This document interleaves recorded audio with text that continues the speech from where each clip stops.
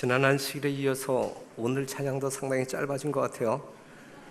제가 준비하는데 옛날에는 좀 이렇게 시간이 있었는데 찬양이 짧으니까 허겁지겁 나오게 되는데 이유가 있나요? 그 찬양대 좌석이나 이 앉은 좌석을 보게 될 때에 휴가 간 성도들이 아직 돌아오지 못하고 있는 것 같습니다. 이미 돌아온 성도님들 많이 계시고 어떻게 휴가 즐거우셨나요? 예? 휴가 떠난 성도들이 즐거운 시간 보내고 잘 건강한 모습으로 돌아오기를 바랍니다.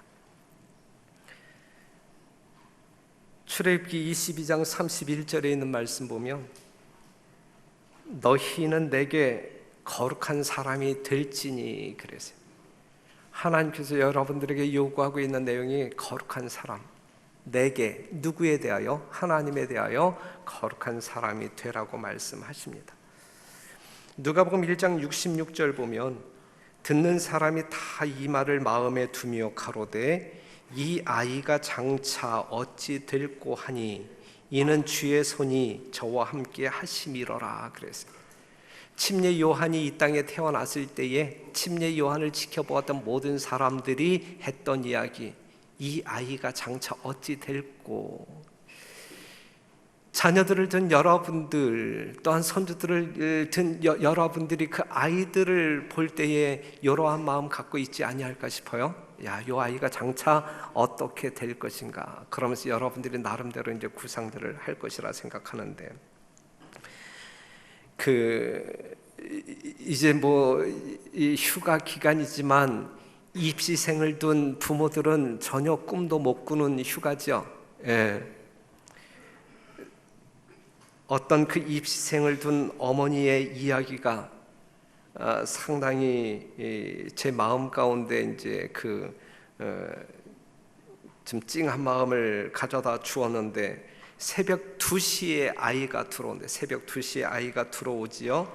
들어오면 그 시간에 들어와서 인터넷 강좌를 듣고 새벽 3시가 되어서야 잔다.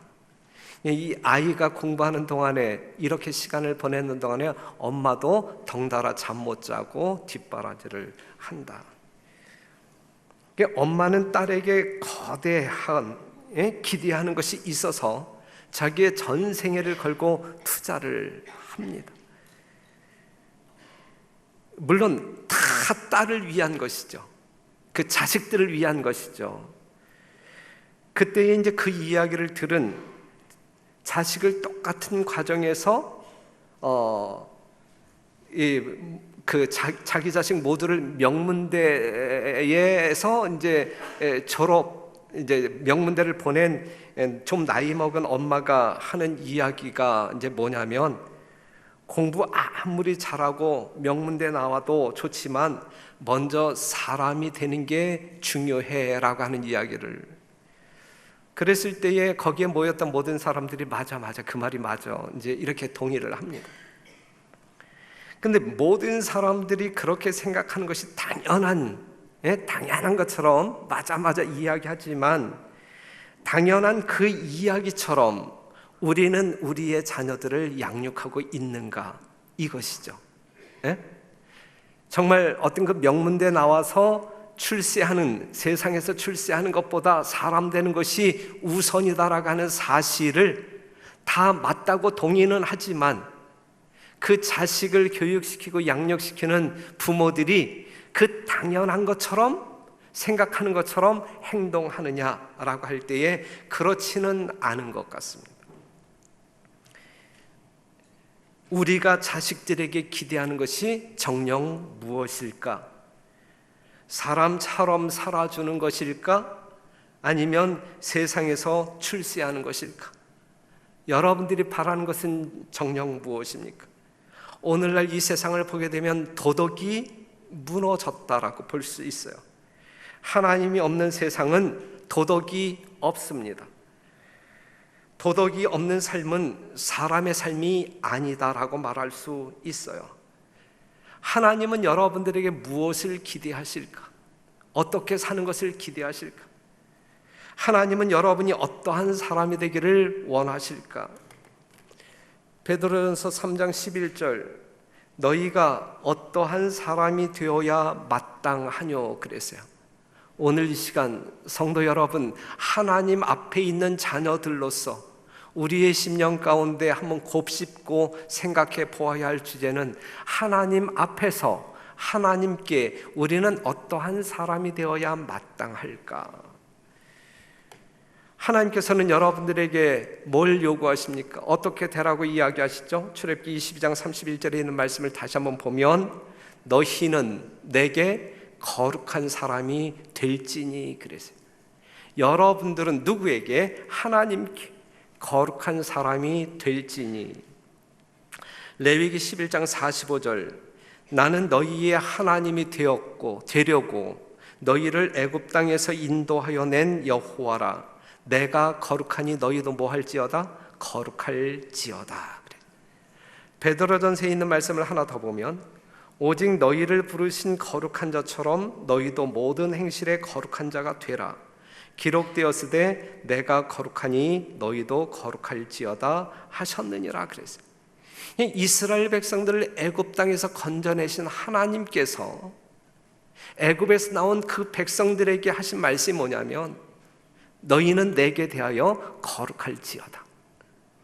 여러분들을 죄의 세상 가운데에서 사망 중에 그리스도의 보혈로 말미암아 건져내신 여러분들을 향하여 우리 하나님께서 하시는 말씀은 너희는 내게 대하여 뭐 할지어다? 거룩할지어다.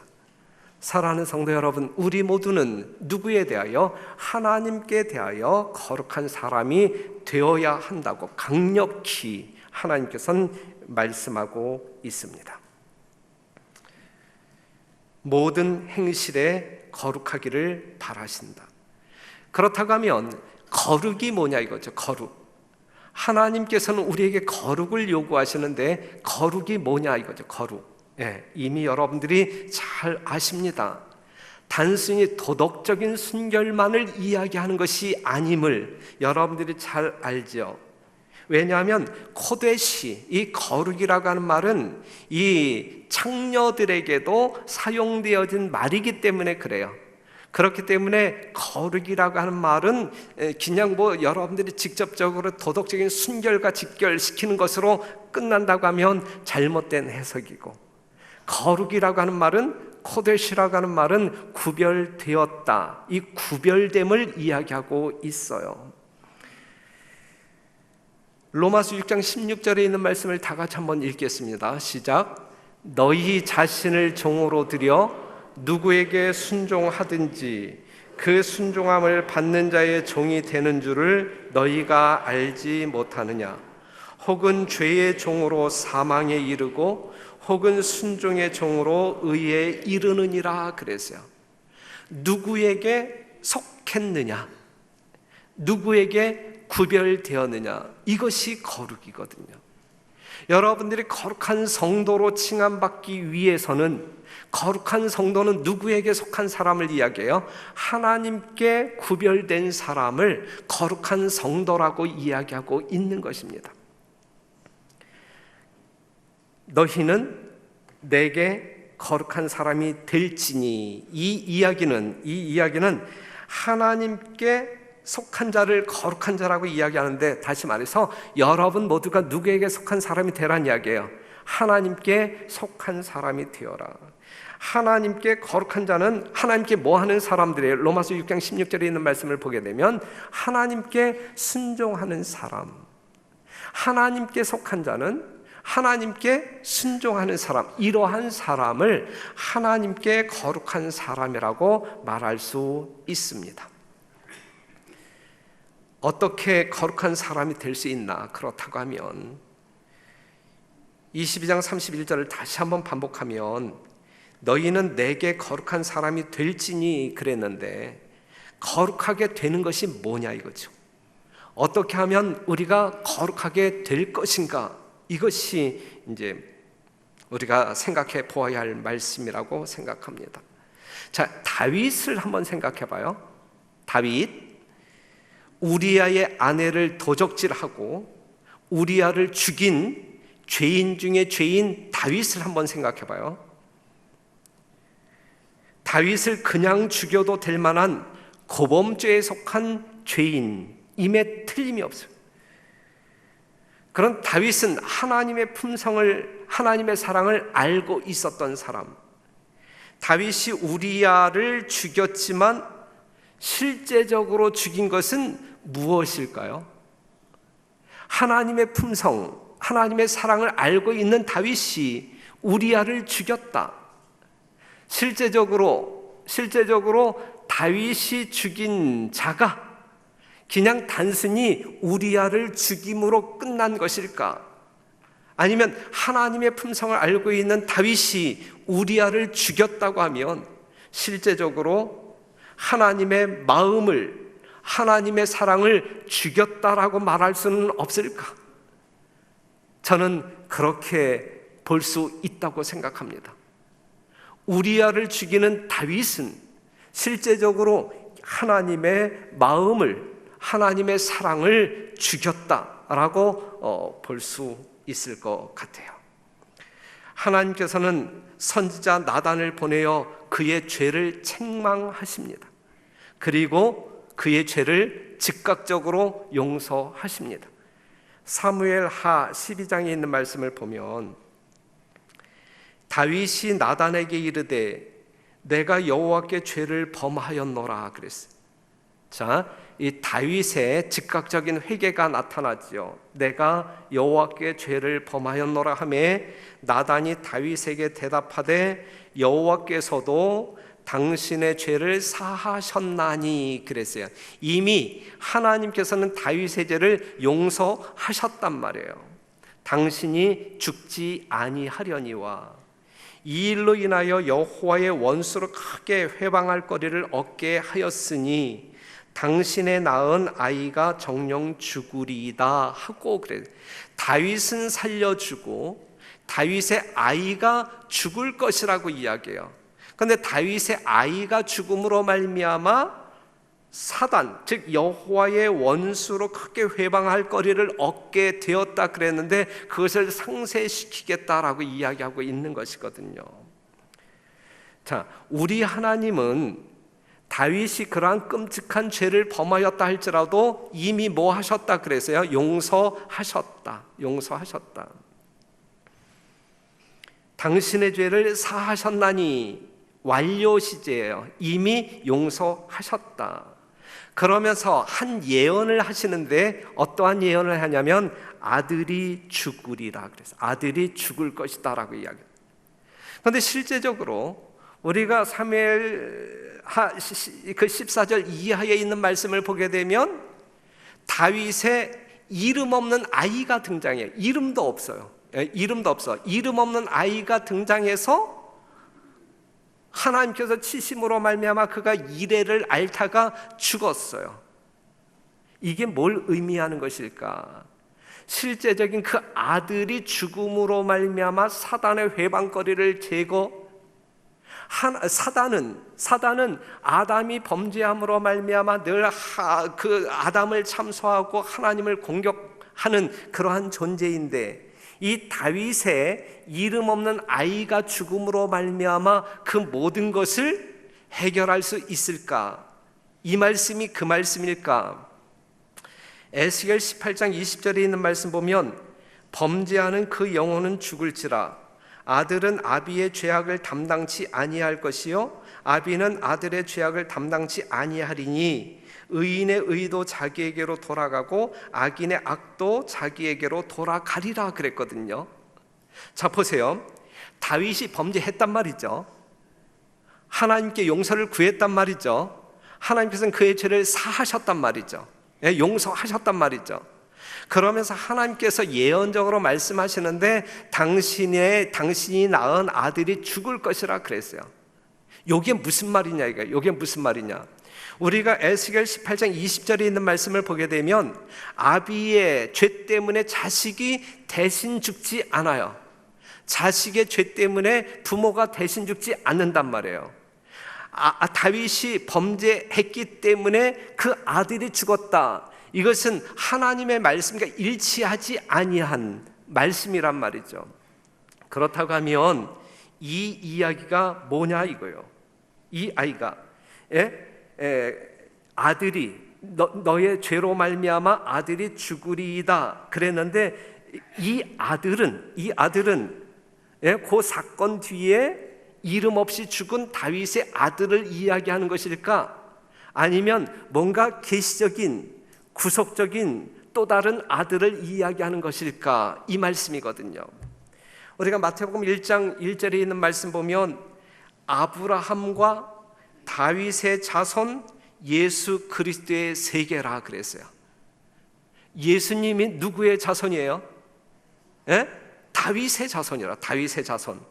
이 다윗의 자손 예수 그리스도가 죽음으로 말미암아 다윗의 죄도 용서함 받을 수 있는 것이고 이 세상 온 인류의 죄가 용서함을 받을 수가 있는 것이고 사단의 참속거리를 완전히 제거할 수 있는 것이란 말씀이죠. 무슨 말씀인지 이해가 돼요? 예수님이 죽으러 예루살렘으로 올라가실 때에 수많은 사람들이 종려나무 가지를 들고 뭐라고 외쳤어요? 호산나 다윗의 자손이여 라고 이야기했거든요. 더러운 다윗의 혈통을 가지고 태어난 예수님, 죄인의 모습으로 오셔서 죄인처럼 죽으신 그 예수님, 이러한 계기가 누구를 회개케 했냐면 다윗을 회개케 한 것이다 라고 하는 사실이죠.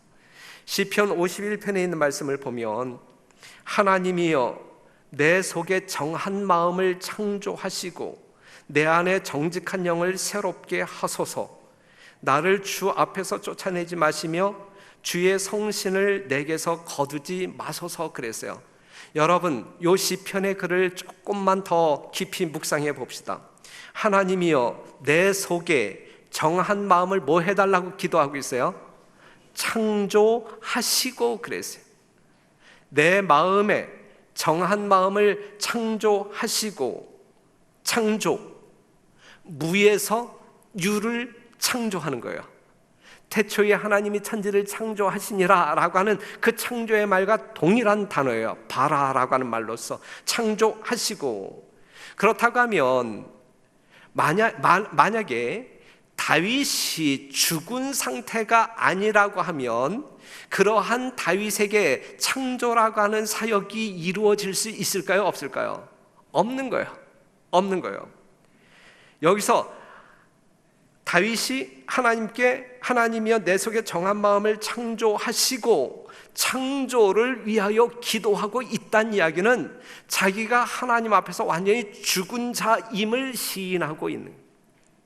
여러분들이 완전히 하나님께 굴복할 때, 자아가 완전히 죽을 때 하나님께서는 여러분들에게 창조 사역을 할 수 있는 거예요. 우리가 완전히 죽을 때 하나님께서는 능력으로, 하나님의 능력으로 우리를 거듭나게 할 수 있는 거란 말이죠. 그래서 자신의 죽음의 상태를 인정하고 새로운 창조를 요청하는 기도를 지금 시편 51편에서 다윗이 하고 있는 것입니다. 변화를 요구하는 기도가 아니고 징벌이 두려워하는 기도도 아니고 창조를 위한 기도예요. 창조를 위한 기도. 회개는 창조에 대한 열망에서 나오는 기도라고 말할 수가 있어요. 진정한 회개는 우리의 자아가 완전히 죽음으로 말미암아 그것을 시인하고 하나님께서 하나님의 능력으로 새로운 생명으로 창조해 주기를 열망하는 기도가 이 회개의 기도 가운데 포함되어져 있는 내용인 것입니다. 그래서 용서는 창조의 개념으로 이해되어져야 하는 내용입니다. 회개는 죽은 상태에서의 부활을 이야기하는 거예요. 성도 여러분, 예수 그리스도 안에서 여러분들 심령 가운데 새로운 창조의 역사가 일어나게 되기를 간절히 바랍니다. 시편 51편 17절에 있는 말씀, 하나님의 구하시는 제사는 상한 심령이라. 하나님이여 상하고 통회하는 마음을 주께서 멸시치 아니하시리이다 그랬어요. 하나님께서 구하시는 제사는 어떠한 제사요? 상한 심령이라. 상한 심령. 여러분들을 구속하시기 위하여 하나님의 번제단에 드려지는 제물이 누구입니까? 여러분 자신입니까? 아니면 예수 그리스도입니까? 예수 그리스도. 이스라엘 모든 백성들의 죄를 사하시기 위하여 우리 하나님께서는 어린 양을 요구하셨잖아요. 그렇죠? 그래서 그 백성들은 하나님께 용서받고 영원한 생명을 소유하기 위하여 어린 양 예수 그리스도를 믿음으로 그 어린 양을 제단 위에 올려놓았잖아요. 그렇죠? 그런데 지금 우리 하나님께서 구하시는 제사는 어떠한 심령이라고요? 상한 심령이라, 상한 심령. 그럼 여기서 말하고 있는 이 상한 심령의 1차적인 적용은 누구의 상한 심령일까? 우리의 상한 심령일까? 아니면 우리의 모든 죄로 말미암아 경험되어지는 예수님이 느끼시는 상한 심령일까? 이것이거든요. 누구의 상한 심령일까요? 예? 예수 그리스도의 상한 심령, 우리 때문에 찢어지고, 그러한 상한 심령. 그래서 우리 하나님은 그 그리스도를 받으시고 그분께서 중보하시는 누구를? 우리 죄인들을 용서하신다는 말씀이죠. 이러한 모든 것들을 알고 있었던, 그래서 자신이 지은 죄로 말미암아 우리 주님께서 상한 심령으로 지금 하나님께 제사드리기 위하여 제단으로 나아가신다라는 사실을 알고 있었던 다윗의 마음 가운데는 울음을 터뜨리지 아니할 수 없었다. 그렇기 때문에 그는 울었다. 울었다. 그 예수님의 나로 인하여 예수님의 심령이 찢어질 듯한 상한 심령을 가지고 나를 살리기 위하여 하나님의 제단으로 나아가는 예수님의 모습을 보면서 다윗은 울 수밖에 없었다, 이것이죠. 사랑하는 성도 여러분, 오늘 우리는 무엇을 보아야 할까? 정말 우리의 죄를 사함받도록 하기 위하여 그 상한 심령을 가지고 하나님께 제물로 나아가는 예수 그리스도를 바라보면서 우리가 지은 죄를 슬퍼하고 두려워하고 돌이키고자 하는 진정한 회개의 심령을 갖는 것이 우리가 가져야 할 온전한 믿음이라고 생각됩니다. 이러한 믿음이 여러분 모두에게 있게 되기를 바라고, 그러한 심령으로 우리가 회개할 때에 우리 하나님은 새로운 생명을 우리의 삶 가운데 창조하는 놀라운 역사가 있게 되기를 간절히 바랍니다. 그럴 때에 우리는 이렇게 고백할 수 있어요. 갈라디아서 2장 20절, 우리가 너무 애용하는 성경절인데, 내가 그리스도와 함께 십자가에 못 박혔나니 그런즉 이제는 내가 산 것이 아니요 오직 내 안에 그리스도께서 사신 것이라. 이게 거룩의 삶이거든요. 내가 그리스도와 함께 십자가에 못 박혔나니 그랬어요. 그러니까 나로 인하여 예수님이 경험한 상한 심령을 이해하지 못할 때에는 우리가 그리스도와 함께 십자가에 죽을 수 없는 존재들이거든요. 예수 그리스도께서 우리를 향한 진정한 사랑이 무엇인지, 우리를 죽을 만큼 사랑하시는 그 예수님의 상한 심령을 우리가 이해할 때에 우리는 그 예수님과 더불어 함께 십자가에 못 박을 수 있는 것이거든요. 이럴 때 우리의 심령 가운데 예수 그리스도의 마음이 창조된다. 어떤 그 부분적으로 찾아오는 것이 아니라 창조되어짐으로 말미암아 새로운 피조물로 거듭나게 되는 것이다. 이게 거룩입니다. 이게 거룩이에요. 사랑하는 성도 여러분, 우리 하나님께서는 여러분 모두가 하나님께 대하여 거룩한 사람이 되기를 원하는데 바로 이러한 상황을 이야기하고 있어요. 이것이 거룩입니다. 예수님의 갈라진 심장 속으로 들어가 예수 그리스도와 하나 되는 경험, 이것이 거룩입니다. 이러한 거룩한 사람이 되시기를 간절히 바랍니다. 그러면 거룩한 삶은 무엇이냐?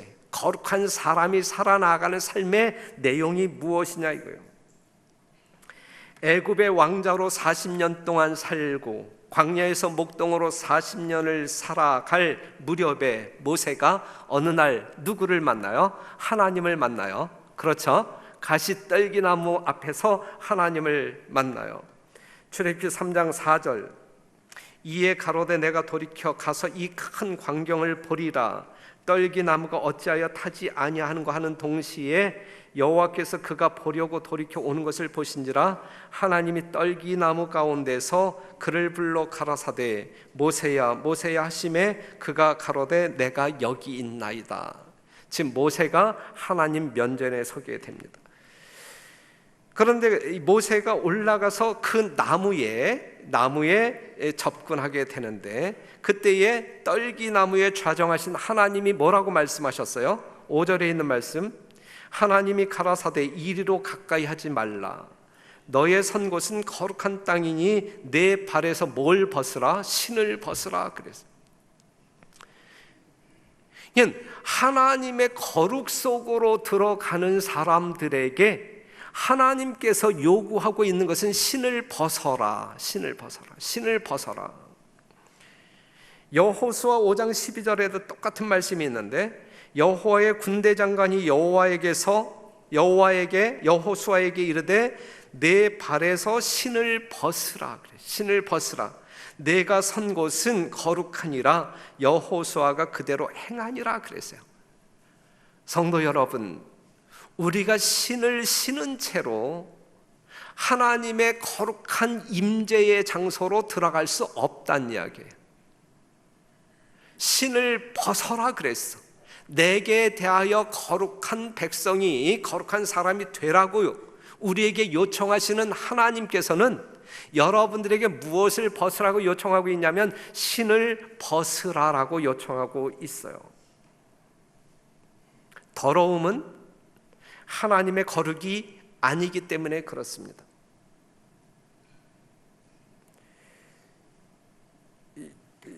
그 부조와 선지에 있는 말씀을 제가 PPT로 작성을 못했는데 제가 읽어드릴게, 한번 들어보세요. 모세는 불타는 떨기나무 앞에서 그가 서 있는 땅은 거룩한 곳이니 신을 벗으라는 명령을 받았다.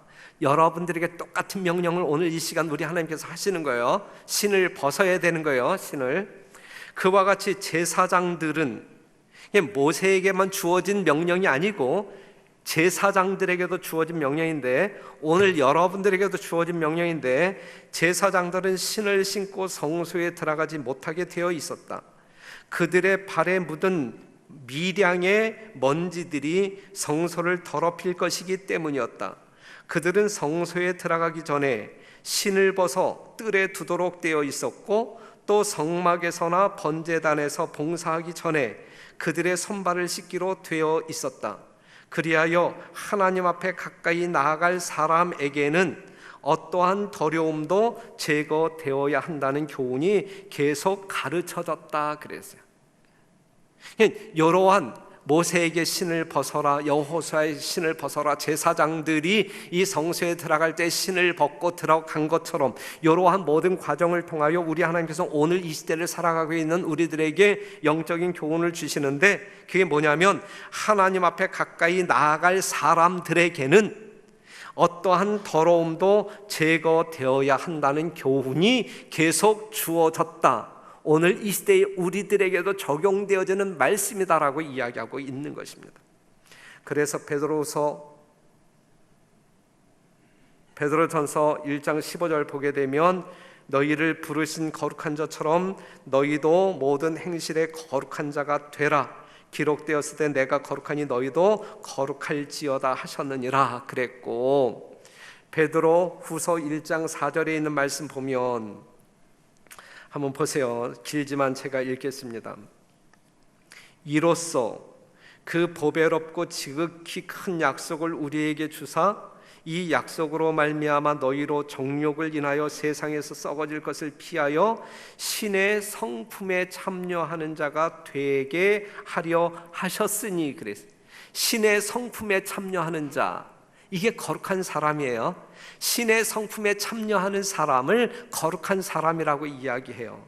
그런데 5절에 있는 말씀을 다 같이 한번 읽어봐요. 5절부터 시작. 이러므로 너희가 더욱 힘써 너희 믿음의 덕을, 덕의 지식을, 지식의 절제를, 절제의 인내를, 인내의 경건을, 경건의 형제 우애의 사랑을 공급하라. 거기까지만 보면 이렇게 사는 삶의 내용이 하나님의 거룩한 임재 속에 사는 사람들의 삶의 모습이란 말이에요. 가장 먼저 믿음으로 말미암아 살리라 그랬어요. 오직 믿음으로 말미암아 구원받은 사람들의 삶이 이렇게 열거가 되어지는데, 이것이 우리들의 일상적인 삶 가운데에서 하나님의 백성들로서 나타내야 할 거룩이다라는 사실을 기억하시고, 이러한 삶이 사라질 수 있도록 매 순간 자아가 죽고 하나님의 거룩한 말씀의 능력으로 재창조함을 받는 여러분과 제가 되기를 간절히 바랍니다. 이게 거룩한 사람의 삶이에요.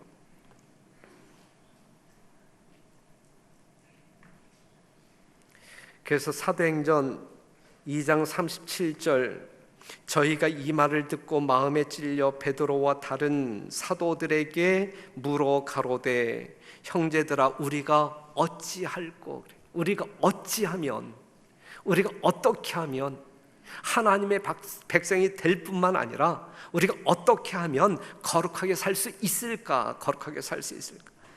그때에 베드로가 뭐라고 대답하냐면, 너희가 회개하여 회개의 진정한 의미, 회개의 진정한 의미 방금 전에 설명드렸죠. 각각 예수 그리스도의 이름으로 침례를 받고 죄 사함을 얻으라. 그리하면 성령을 선물로 받으리니 그랬어요. 이것이 우리가 하나님의 성품에 동참하여 거룩한 백성으로 살 수 있는 유일한 방법이에요. 우리가 회개함으로 예수 그리스도를 영접하여 침례받고 죄 사함을 받았을 때에 성령께서 함께 하심으로 말미암아 우리의 삶이 아닌 예수 그리스도의 삶으로 이끌어 주시는, 정말 성령에 이끌리어 하나님의 말씀에 순종하여 하나님께 속한 자, 이것이 거룩한 사람이고 거룩한 사람의 생애이다라고 하는 사실이죠. 거룩한 사람은 구별된 사람, 누구에게 구별되어진 사람? 하나님께 속한, 하나님께 구별되어진 사람, 그래서 하나님의 품성을 소유한 사람. 거룩한 사람은 창조되는 거예요. 거룩한 사람은 창조되는 거예요. 하나님의 창조는 무에서 유를 창조합니다. 죄인은 죽은 자예요. 아무런 존재가 없는 무존재란 말이죠. 하나님의 창조는 무에서 유를 창조합니다.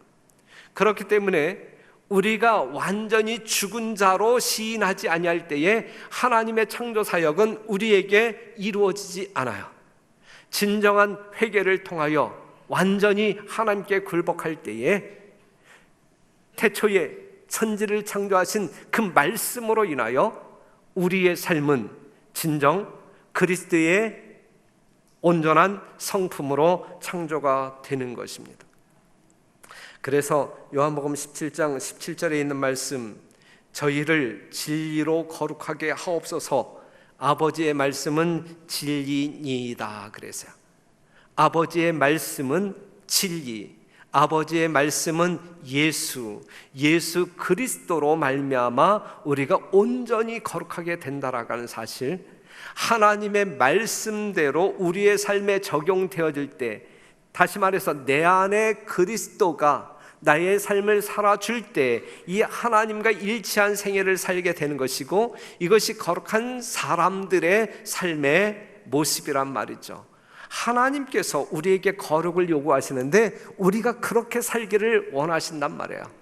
점점 세속의 물결이 이 지구를 덮고 있는 이때에 사랑하는 성도 여러분, 빛 대신 예수 그리스도의 아름다운 품성이 비록 부족하지만 우리들의 삶의 모습을 통하여 세상 가운데 발휘되어질 때에 그나마 하나님의 잃어버린 한 영혼이라도 우리는 구출할 수 있다라는 사실을 기억하시고, 하나님의 요구대로 거룩한 삶이 여러분들의 생활 속에서 이루어지게 되기를 간절히 바랍니다.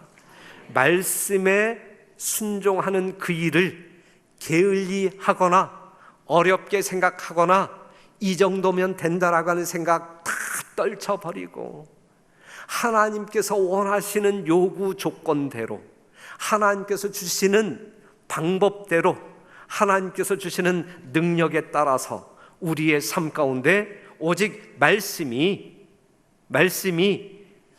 육신되어 우리의 생활 속에 나타나게 되기를 간절히 바랍니다. 그러한 삶을 갈망하고 오늘 자아를 죽이면서 전적으로 노력하시는, 성령과 연합하시는 여러분들이 꼭 되어야 할 것입니다. 이 아이가 장차 어찌 될고, 이 별내교회 모든 성도들이 장차 어찌 될고, 너희가 어떠한 사람이 되어야 마땅하냐, 우리가 생각해 보아야 할 성경절, 여기에 대한 분명한 대답은 하나님께서 주시는데, 너희는 내게 거룩한 사람이 될지니. 그래서 하나님께 거룩한 사람 되어 하나님을 영화롭게 하는, 아담과 하와가 잃어버린 하나님의 형상과 모양을 되찾아 하나님과 더불어 영원히 생애하는 여러분들이 되시기를 간절히 바랍니다.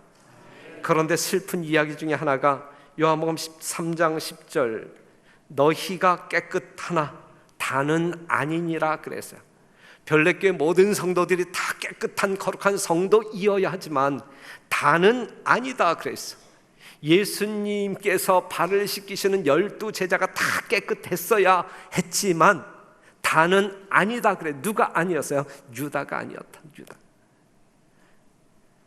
저는 우리 별내교회 모든 성도들이 유다와 같이 이탈하는 영혼 한 사람 없이 하나님께서 인정하시고 영접하시기에 넉넉한 깨끗함과 거룩함이 예수 그리스도로 말미암아 하나님의 말씀의 능력으로 말미암아 창조되어짐으로 온전히 하늘에서 살기 합당한 여러분과 제가 되기를 간절히 바라면서 말씀을 마치겠습니다.